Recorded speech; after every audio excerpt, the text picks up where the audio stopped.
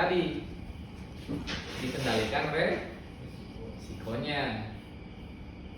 Ya, kalau di sini kan ada catatan nih, hal penting dalam melakukan resiko adalah ataupun pengelolaan resiko, ya mencari opsi-opsi treatmentnya apa kan, terus kita mengevaluasi treatment yang akan dilakukan, terus memilih treatment yang paling tepat, membuat rencana treatment, terus mengimplementasikan rencana dari treatmentnya.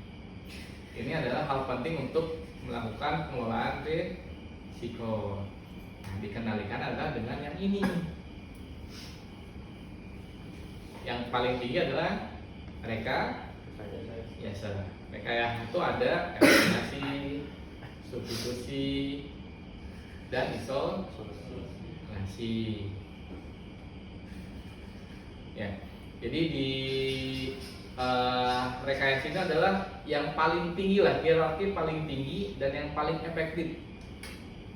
Contohnya, kembali lagi tadi ke mengoperasikan LP, terus tadi bahayanya kelelahan atau fatigue, secara resikonya adalah menabrak unit lain, menabrak tanggul ataupun masuk ke jurang gitu kan. Nah, bisa direkayasa nggak?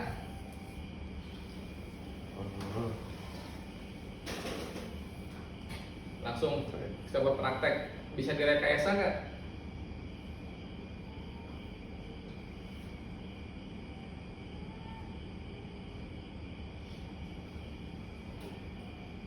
Bisa dieliminasi nggak?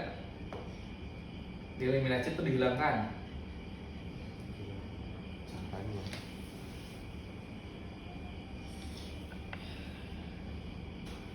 Bisa. Pakai apa? Dia dieliminasi waktu jam tidur. Waktu jam tidur. Waktu jam Pengecekan. tidur itu masuk ke rekayasa atau bukan? Nih, coba lihat, kita turun lagi ke bawah. Administrasi. Ya kan? Di administrasi ada ramu peringatan, pemilihan pekerja, rotasi kerja, pembatasan jam. Nah, itu masuknya apa kalau tadi pembatasan jam tidur? Administrasi. Administrasi. Tadi kan kita masih main di rekayasa ya. Ada yang bisa direkayasa nggak? Eliminasi. Aktivitas mengoperasikan LT ataupun bahaya kelelahan bisa dieliminasi nggak? Bisa.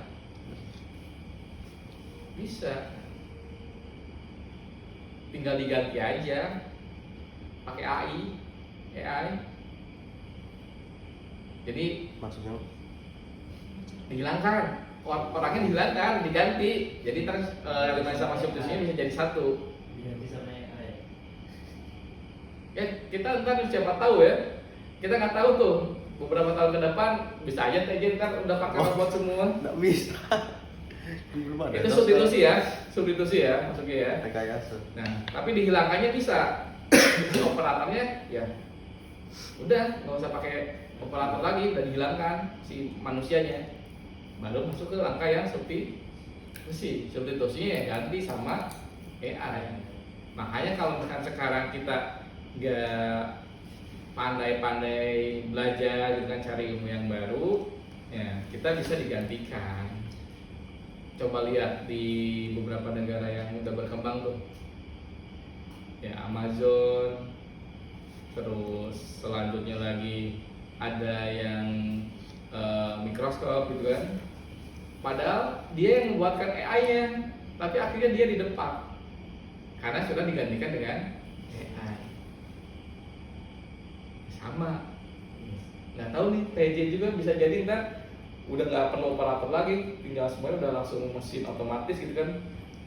Tinggal pakai remote control gitu kan, di setting dia lokasinya di mana, udah bisa jalan, bisa loading, bisa jumping. Karena Komatsu sudah melakukan itu.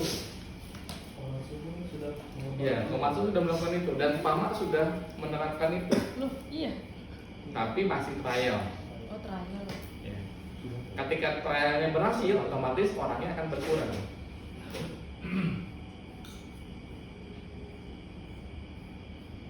Itu ya.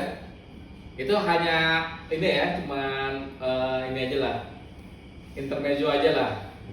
Ya sebenarnya kalau kan saat ini masih belum lah ya kan, ini masih belum. Terus diisolasi bisa nggak?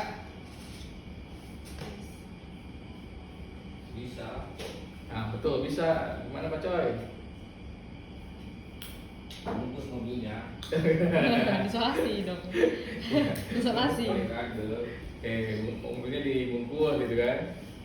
Tapi selain itu apa yang bisa meminimalkan ya sampai dengan meninggal dunia untuk di jalan tambang yang bisa diisolasi apa? Kejadian kemarin lah contoh apa? Ya. Ataupun ban wall bahasa tekniknya ya gitu kan. Nah, jadi si ban wall itu ya bisa masuk ke dalam kontrol pengendalian dari sisi mereka biasa. Nah, makanya ketika memang tadi lapangan nggak ada ban wall, ya kan, ada beda tinggi, stop.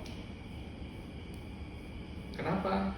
Yaitu masuk ke dalam pengendalian hierarki kontrol yang paling tinggi. Dan kita sudah mengalami satu karyawan kita yang meninggal dunia karena salah satunya bangunya tidak dipadatkan, cuma tumpukan material aja. Oke, masuk ke administrasi nih. Nah, administrasi ada nggak? Di sini administrasi meliputi rambu peringatan, pemilihan pekerja, rotasi kerja, pembatasan jam, sama CSMS. Nah, dari rambu ada bisa ini nggak? Rambu hati-hati. Ya, bisa ya. Terus yang pemilihan pekerja bisa. Pemilihan pekerja ya kita salah satunya kemarin kecolongan juga. Nah, ada psikotes. Oh iya, psikotes. Masuk TJ ada psikotesnya nggak? Iya deh. Nah itu padahal sudah diinformasikan ya sama tim HO itu dari bulan April. Ya, sudah diinformasikan dari bulan April, tapi memang secara prosesnya agak cukup lama di kita ya.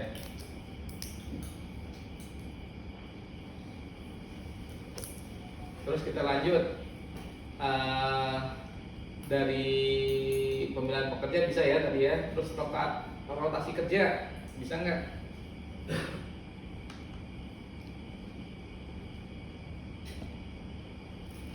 Ya kalau udah nggak kompeten dia bawa LP ya lebih baik dia ganti posisi. Ya, mungkin bisa jadi helper atau jadi apa kan?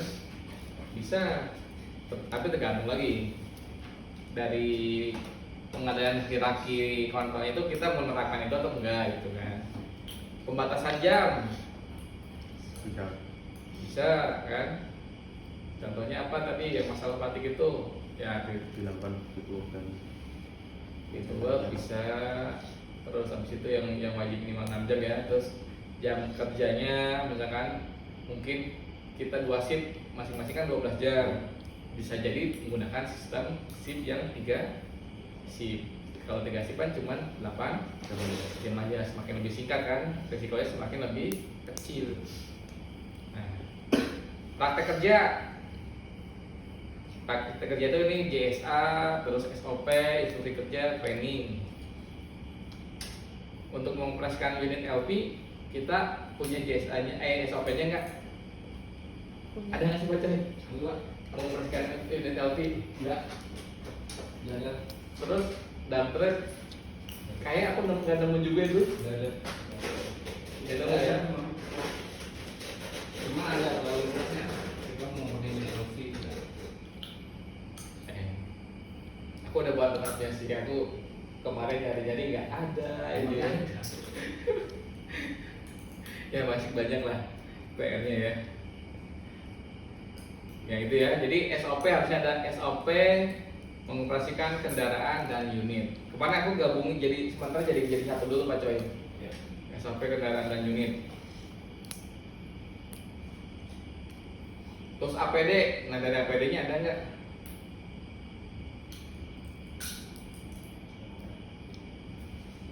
Ya. Itu baru APD itu adalah syarat terakhir ya, syarat terakhir yang digunakan untuk mengendalikan resiko gitu kan, dan hanya efektivitasnya cuma dia 10% saja. Kalau misalkan eliminasi 100%, karena bahayanya langsung Hilang. hilang kalau eliminasi ya. Terus substitusi berapa persen? Beda-beda sih, ada yang ini ya, ada yang dia nyatain 80, ada yang nyatain 70, tergantung dia pakai standar yang mana. Isolasi itu 50% gitu kan. Argumentasi dia 30%, pakai kerjanya 20%. Oke, kita lanjut. Nah, selanjutnya adalah yang harus kita coba pastikan, kita harus ketetapan dari pengendalian dilaksanakan sepenuhnya dan pekerja mengetahui perubahannya. Jadi setelah ngupdate Hira itu harusnya kita sampaikan. Nah, tapi Hira itu sangat banyak kan poin per poinnya gitu kan. Nah, ntar secara ininya yang disampaikan adalah mana saja yang sudah diganti, seperti itu. Dan pantau secara teratur. Jadi beberapa pengendaliannya yang kita harus tetap pantau ya, agar ya semuanya bisa PDCA-nya jalan lah. Nah, poin di sini yang ada terdapat variabel penting ya yang di dalam pembuatan penilaian resiko, yaitu kemungkinan dan dampak. Angka yang diberikan merupakan best proportional adjustment. Maksudnya apa? Jadi masing-masing yang menilai Hira akan berbeda-beda. Ya, antara Nando gitu kan sama Maulana gitu kan. Akan beda. Mungkin dari tadi yang konsekuensi ataupun dampaknya Nando kasih 4, Maulana bisa kasih 5 atau enggak 3 lah Maulana gitu kan. Secara probability-nya ataupun kemungkinannya ya Nando bisa 4, Maulana bisa 3. Tergantung dari sudut pandang masing-masing. Nah, dan dia mengetahui secara tadi ya informasi bahayanya, dan mungkin waktu terjadinya kan pasti berbeda-beda tuh tadi kan. Bisa jadi di perusahaannya Nando, ya mungkin Nando punya perusahaan nanti ya. Amin. Ya. Nando punya perusahaan, oh ternyata secara kemungkinan di perusahaannya Nando itu lebih kecil dibandingkan dengan di perusahaannya mau Lana, gitu. Jadi otomatis nilainya akan berbeda karena memang dinilai berdasarkan profesional judgment ya, menggunakan mempertimbangkan worst case scenario, terus efektivitas pengendalian yang telah ada dan konsensus dari tim. Ya, untuk di risk management ini di ISO 31000 ya. Ini kita masih belum kalau yang ISO. Nah, ini adalah POM dari formulir Hira TJP nih. Nah, ntar kita coba belajar lah ya ini ya. Oke, kita ngambil buka dulu formulir Hiranya. Mana Pak Coy? Panggil dulu Pak Coy. Pak Coy.